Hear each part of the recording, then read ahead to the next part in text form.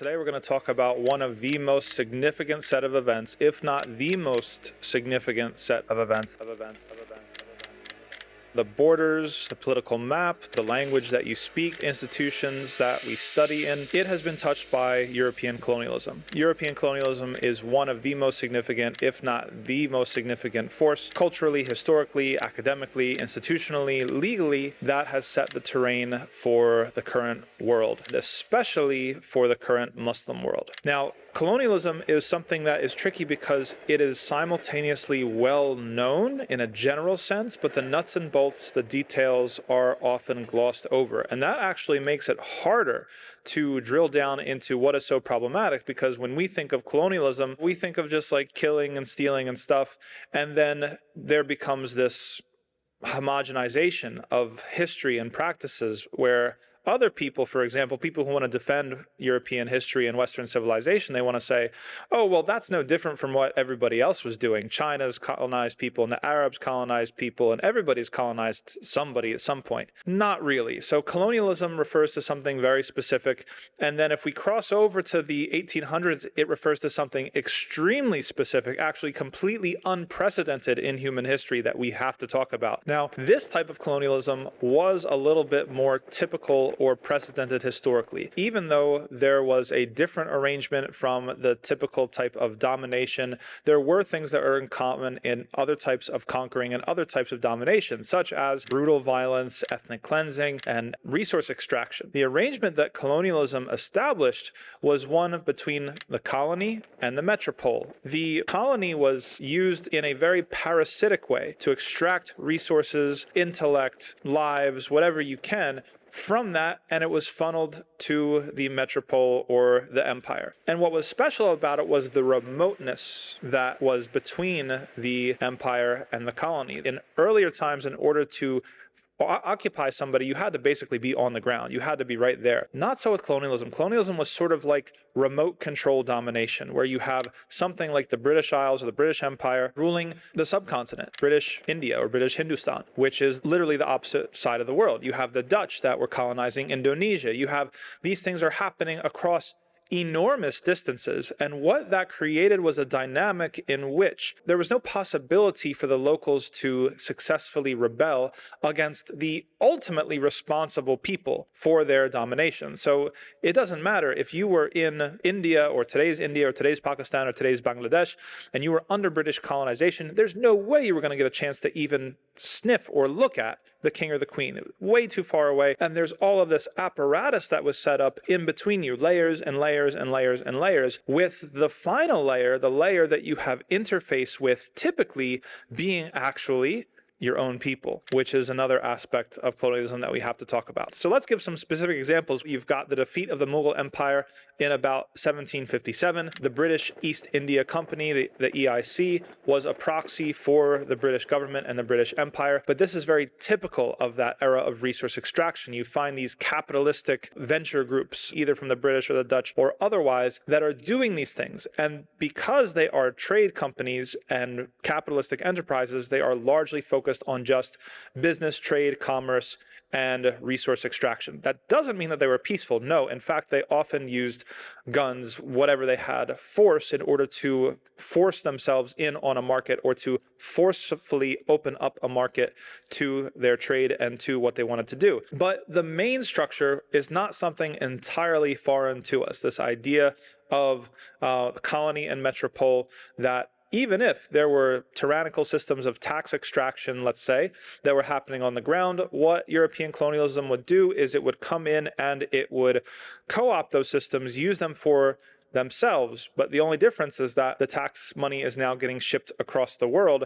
and people that are on the ground are being run into the ground. So if you want to take another concrete example, the British East India Company, the officials tapped into the existing zamindari tax farming system in British India and eventually established direct collection systems that resulted in famines. Governing relationship is so remote and so far away that that alienation and that remoteness is going to produce negative outcomes, and very dramatically negative outcomes. So there were several major famines that took place in British India before 1857. Remember that date, such as the Great Bengal Famine famine of 1770. And we're talking millions of people dying from famines that were largely, they're not just like natural disasters. There are vulnerabilities that are produced by the excessive tax farming of the colonial enterprise and other oppressive tactics.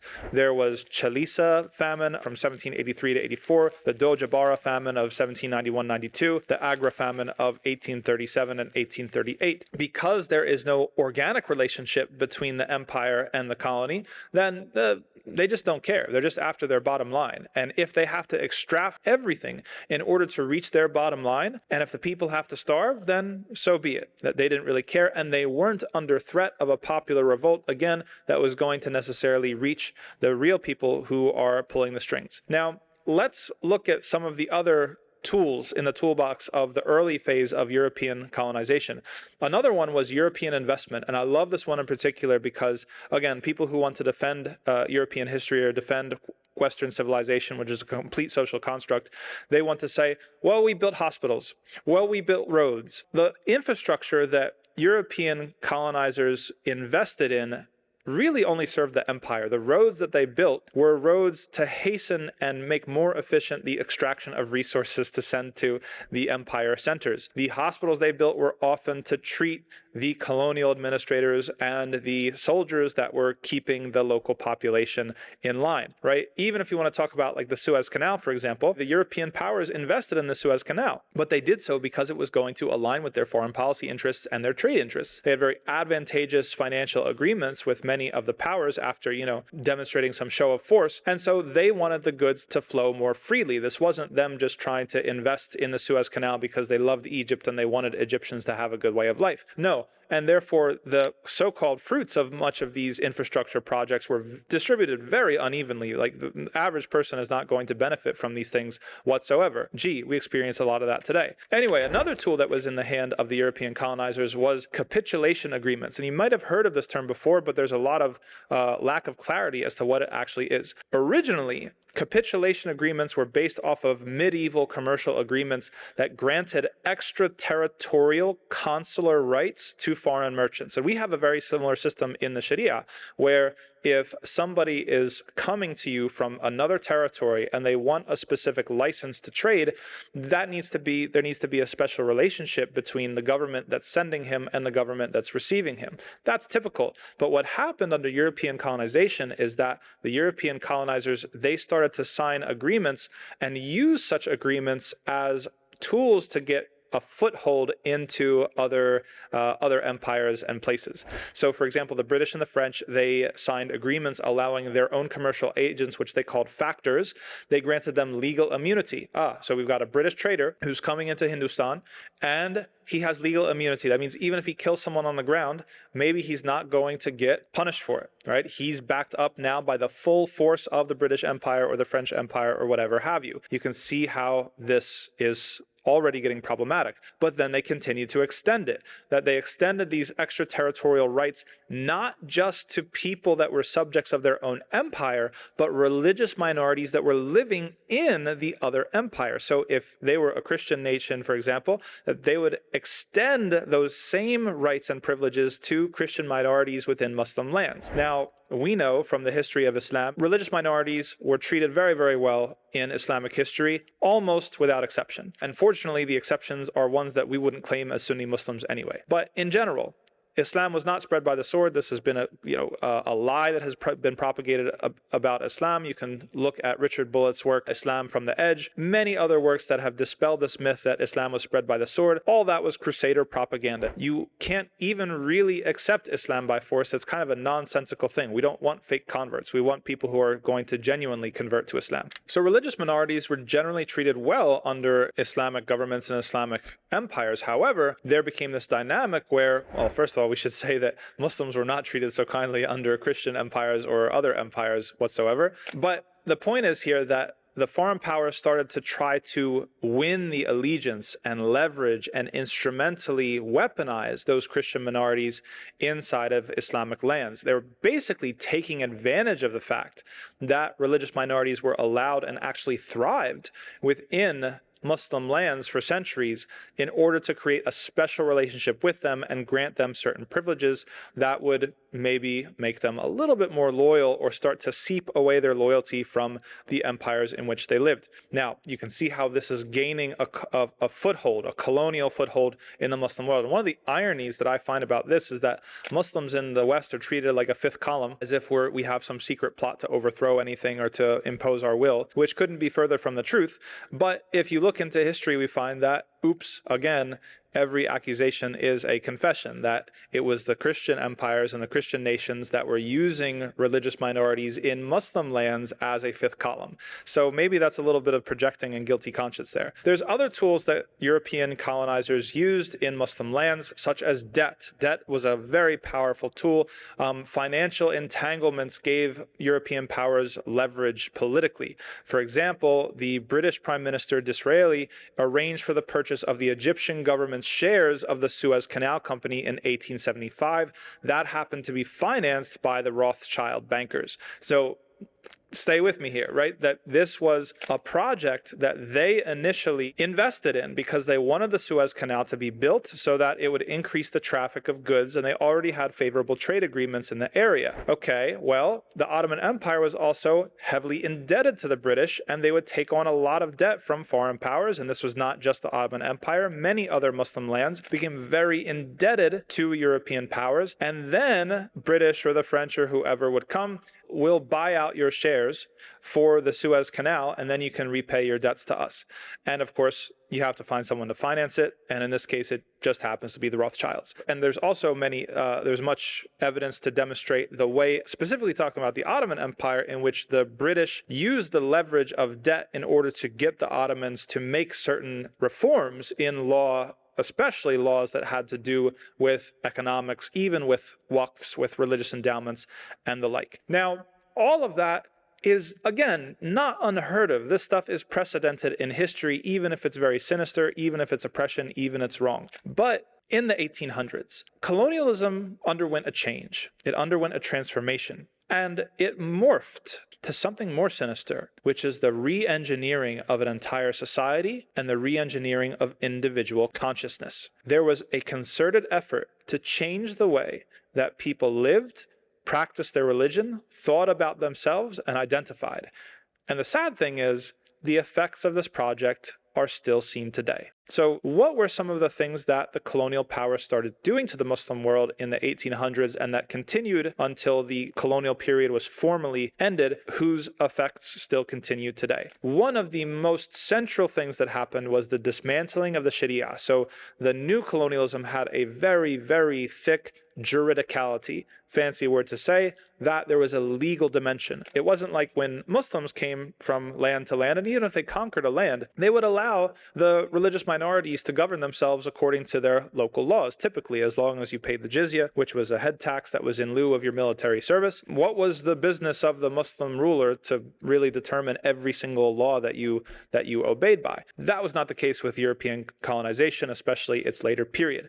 That the colonial administrators, they systematically dismantled the Sharia brick by brick. And the way that they did it is very, very tricky and sneaky and sinister. One of the obvious ways is simply abolishing the Sharia entirely. That you guys, we found you and you were practicing Islamic law. No more Islamic law. Now you're going to follow British common law. Another tactic was to confine the Sharia application to just personal status stuff. And this is the status quo in Western nations, where Muslims are often able to use Sharia norms for their food or for marriage or divorce or inheritance. It doesn't really matter to the colonial administrators. They're just going to let you keep on doing that. But the third way that the Sharia was dismantled or limited or changed is the most sinister, at least to me, is the most sinister of all. And that is the co-optation of the Sharia through translation and codification. Translation? Really? Let me give you some examples and then I'll demonstrate the patterns. In 1882, the Dutch reorganized the Islamic courts of Indonesia, and they made several key changes. One of them was they separated the Sharia from what was locally known as adat. And adat, it is an Arabic word. It means like customs. They had two bodies of law that they referred to locally. One of them was the Sharia, and the other, the adat, was basically covering the individual local knowledge of the mufti and his knowledge of the local culture, the local people, and their circumstances. What the Dutch did was the first thing that these two spheres used to work as complementary pieces of a whole, that the Sharia provided the foundation and the skeleton of every rule that everyone was going to follow, and the adat and the customs, like in the qaida fiqhiyya al-urf muhakkama, that culture or custom is observed and it's enforceable with certain important conditions. These things work together. What the Sharia was silent on, or what it left vague or general, was filled in by the adat, by the customs. So if you're a Dutch colonizer and you're looking at this arrangement, you're saying, well, the Sharia's got to go. I'm going to take these adat, and they're more flexible and they're a little bit more vulnerable, and I'm going to mess with them. And that's exactly what they did. The first thing that they did is they separated these two, and they focused in on the adat, and they codified the adat. That means that they wanted to ossify and freeze in time the adat into very specific rulings that they could make a manual that would be uniform, that would apply to every single individual. What does that do functionally? It removes the flexibility of the practice of Islamic law. It removes the autonomy of the individual mufti, the individual legal scholar, and the community in itself that has a very personal connection to that mufti. And it also removes the power of that community over their own knowledge. And now you're opening the floodgates where you're able to have Dutch colonial administrators go to school to study adat law, learn the codified version of the adat, and then come and replace the local muftis and scholars that were practicing the Sharia on the ground. And that's exactly what they did. Now, in order to achieve this last piece of the puzzle, they needed the Orientalists. They needed people who are going to produce knowledge, that were going to translate this stuff, that were going to give a little bit of credibility to the project. Because if the Dutch just went in and said, listen, all you guys, you just have to follow Dutch law from now on, there might have been a revolt. They didn't want that. And so they had people like Cornelius van Vollenhoven, and I apologize, I don't know how to pronounce Dutch, that underwent enormous projects of translation in order to domesticate the sources of Islamic law and to co-opt them into an acceptable way under Dutch rule. And they knew exactly what they were doing, by the way. Van Vollenhoven, he understood from his journals and diaries and statements and correspondences, he understood that Islam and the Sharia were anti-colonial forces, and his intervention in that space was to break up the anti-colonial sentiment. The same patterns exist in British India or British Hindustan, whatever you prefer to call it. Warren Hastings, one of the early colonial administrators, complained that the Sharia was too flexible. Listen, all these people in the United States, you've got anti-Sharia legislation introduced in 30 states. Some states in the United States have anti-Sharia legislation. Warren Hastings complained that the Sharia was too flexible. He said, quote, the Sharia was founded on the most lenient principles and on an abhorrence of bloodshed. Put it up in lights, write it on the wall, send it to the governor of Texas. That's Hastings. Okay, that was his problem with the Sharia. It's too lenient. These Muslims, they're too merciful. We got to find something that's a little bit more strict. So Hastings, what did he do? He engaged in an enormous translation project. He was very keen on translating local religious texts. He actually wrote the introduction to the first ever translation of the Bhagavad Gita. Hope I'm pronouncing that right. And he stated in that introduction that accumulating this type of knowledge was essential to effective rule over the local population. Now, what he did later for the Muslims, he commissioned an English translation. If you're a Hanafi, you know the fiqh text, Al-Hidayah.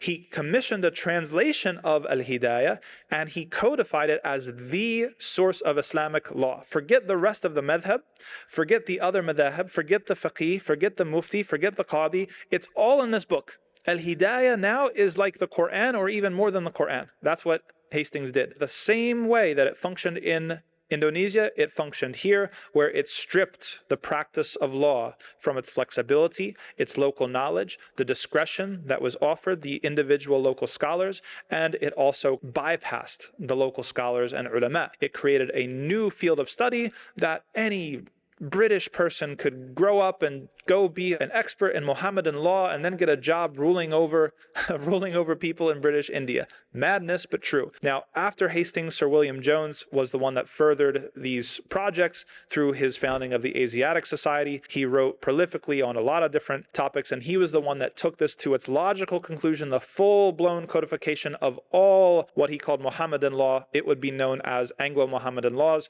because it's a mix. It's a mix of, well, we're not going to just tell you guys you have to follow British common law now. Now we're going to take a little bit of what you got, and we're going to mix it with what we've got, and that's what you're going to have to follow from now on. These codes created concise, abstract, and uniform laws that could be applied by British judges, bypassing the local indigenous knowledge. It became its own profession. British subjects and local elites had to go to colonial schools where now they were supervised and the curriculum was controlled in order to get their profession or their expertise in this field and then continue on to the profession. This is just one area in which the European colonizers dismantled the Sharia and all of its practices. There's lots and lots more. They also destroyed the Waqf system, and we've talked about that in other videos. The system of endowments, the modern Western university, the Yales, the Harvards, the Oxfords, who patterned themselves on the same model that we invented, that this was something that had funded all of the Muslim educational institutions, or the vast majority of them in the Muslim world. This is what kept them independent and autonomous from whatever local Muslim ruler was trying to do or wanted to have happen. And it wasn't just for schools. They also were funding hospitals and roads and welfare institutions. Specifically when it comes to education, the colonial administrations, they seized the waqfs, or they ran them into the ground and corrupted them and looted from them in order to bring the education apparatus under its centralized control. And these were things that were done even in places that weren't formally colonized, such as the Ottoman Empire. With British pressure, the Ottomans abolished the Waqf system and seized all Waqf lands throughout the 1800s, the early 1800s actually. And so this obliterated the autonomy of the ulama and the traditional halaqat and the traditional system of knowledge production, and it made anybody who wanted to study Sharia or to implement or to apply the law, even the mixed form of Anglo-Mohammedan law or this law, the Adat's law or whatever, you could only now go to the colonial schools. And the colonial schools were under close control and monitoring by the colonial administrations. The content of those schools, as you could imagine, was very, very different from the content of traditional madrasas or Islamic centers of learning. They secularized Islam, so they cleansed it of all the things that would have to do with, let's say, the structuring of society and foundational ways that would challenge the colonial administration, and they essentially converted it into a way to confine the understanding and production of Islamic knowledge as things that only have to do with ritual worship, personal status, these things that are non-threatening. They also dismantled everything by divide and conquer strategy. This is well known. By promoting religious rivalry within Muslim lands and promoting ethno-nationalism. Colonial powers drew artificial borders, such as the Sykes-Picot Agreement. You can look at Iraq and you can see, gee, why is it a third Kurd and a third Shia and a third Sunni, and people seem to be fighting? Gee, how did it get this way? 9 times out of 10, the answer is the European colonizers. They drew it up this way. They did it in order to be able to play different populations against each other. In fact, it is a historical truth that there was no one organized thing as Hinduism until the British came and created it. Not saying that the local practices and individual practices were not there. They were. But to call that all of this is one religion and that religion is called Hinduism, that was actually something done by the British. And they did it because it created now 2 groups that you can play off against each other. We also have the criminalization of Islamic norms and Islamic identity. So the most oppressive regimes would criminalize Islamic practices like hijab, Islamic courts, Sharia-compliant finance, family customs. If they're not criminalized, they would be stigmatized or regulated. We see that even in the United States today, again with the anti-Sharia legislation. People panicking about Epic City, a bunch of people who want to buy a bunch of houses in the middle of nowhere and calling this creeping Sharia and whatnot. So let's get into the last points here, that the new colonialism, what set it apart so much from the old form of colonialism or the prior era of colonialism is that it sought to restructure the Muslim individual. It sought to restructure the way in which the Muslim thought about him or herself, and we have explicit quotes from the colonial administrators to this end about killing the Indian and saving the man. We want people who are British in tastes and etc., that have British opinions, British sensibilities, even if their exteriors are from wherever they are.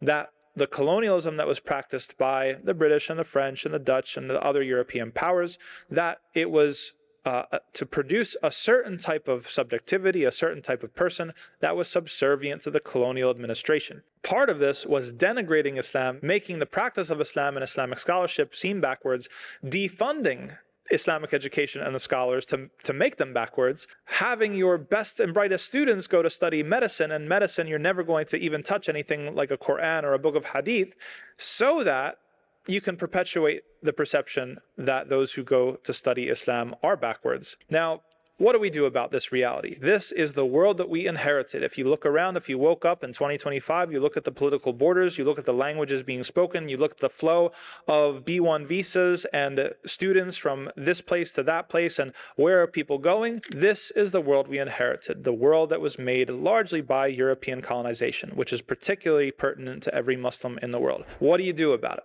A couple things. One, make endowments wherever you can, and I'm specifically talking to the Muslims in the West, especially Muslims in the United States of America, where it is perfectly legal and acceptable to make charitable endowments. Every single mosque should be funded by a charitable endowment. Every single Islamic school should be funded by a charitable endowment. This is how things work, especially in the United States. You've got family foundations, you've got other types of foundations. We have the money, we have people who have made a lot of money.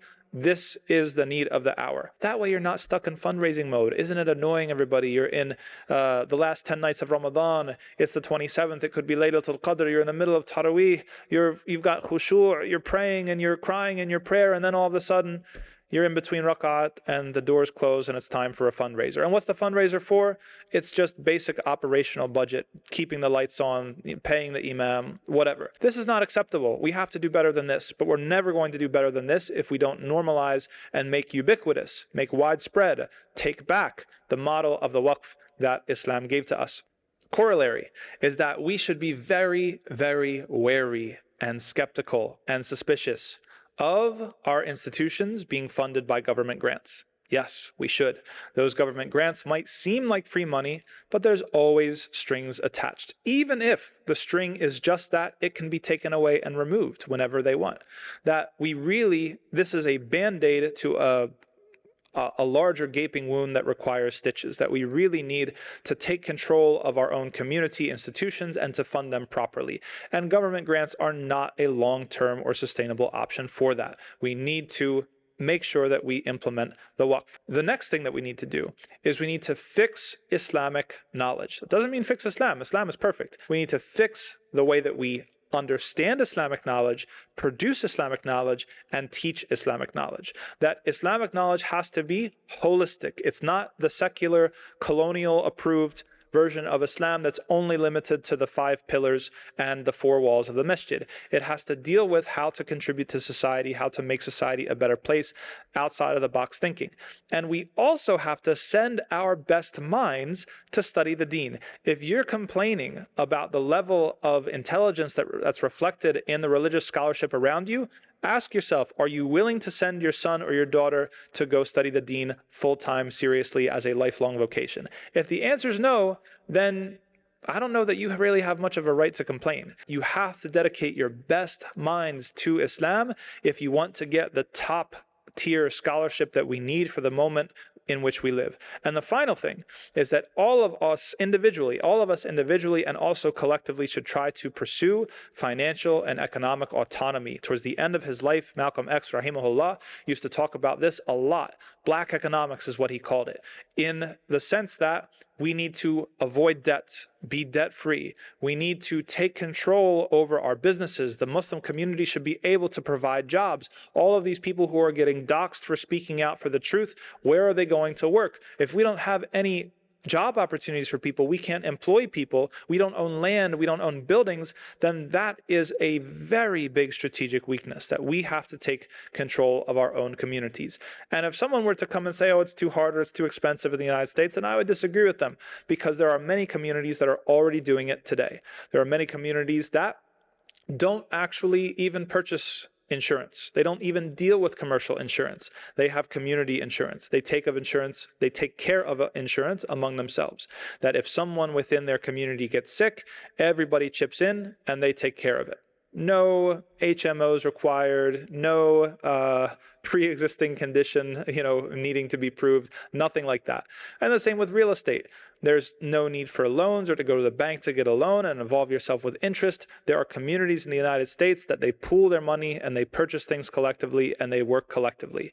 And the Prophet ﷺ actually praised the Ash'ari tribe for a similar type of collective mentality. He said that when times got tough, they would gather everything that they had, all their food together on one blanket or one garment, and they would divide it up among themselves.